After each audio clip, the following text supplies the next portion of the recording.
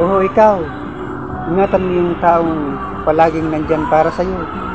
Dahil baka isang araw, di mo mamalayan. Wala na siya sa tabi mo. Kaya ikaw na nagbabasa, nakikinig dito. Ingatan mo yung taong minamahal mo. Ipakita mo sa kanya na mahalaga siya para sa'yo. Oo, ikaw. Ikaw. Ikaw rin. Ikaw pa. Saka ikaw.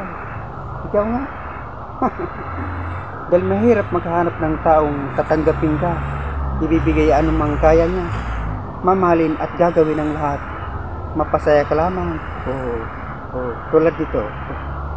Welcome, it's Siapid. Maligaya kong harapin ang una kong kabanata, 6 Siapid. Ito ang nagtuwa ng aking buhay, it's Siapid. At akin ang kakalimutan ang noon ng agitong buhay. Mga naunat na ulit kong nasa. Maraming salamat sa inyo mga kaibigan. Salamat sa pagkakita. Oh, ikaw. Ikaw nga.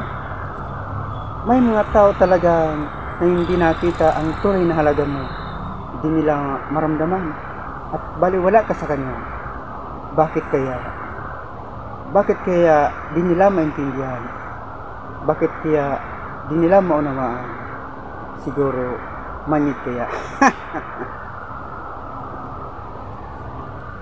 Salamat po panahon pa ng oras pagpangkilig sa dalagting secret. Welcome ang Siapid. Ang darating harapin ang unang kong kabanata, Siapid.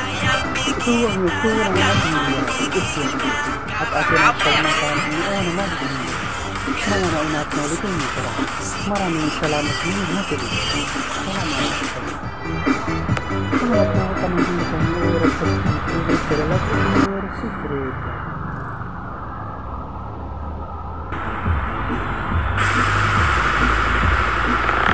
Iyan na panagsaan sa Google.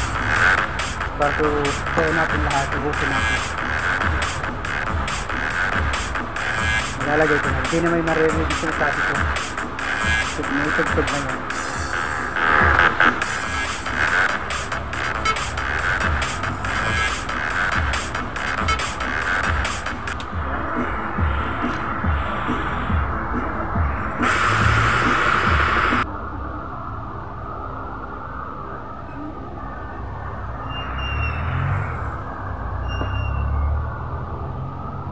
Diyan ko na ilalagay yung sayaw natin.